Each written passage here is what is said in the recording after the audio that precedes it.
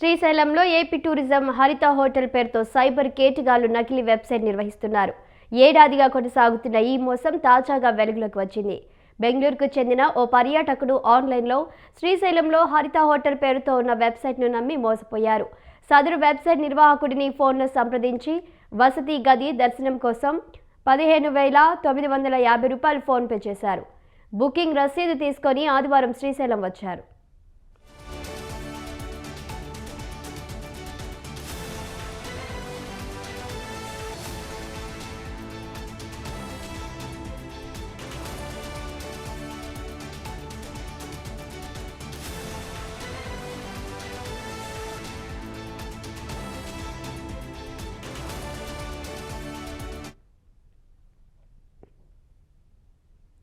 స్థానిక పర్యాటక శాఖ రిసార్ట్కు వెళ్లి ఆ రసీదు చూపించగా అది నకిలీదని టూరిజం సిబ్బంది చెప్పడంతో కంగుతిన్నారు.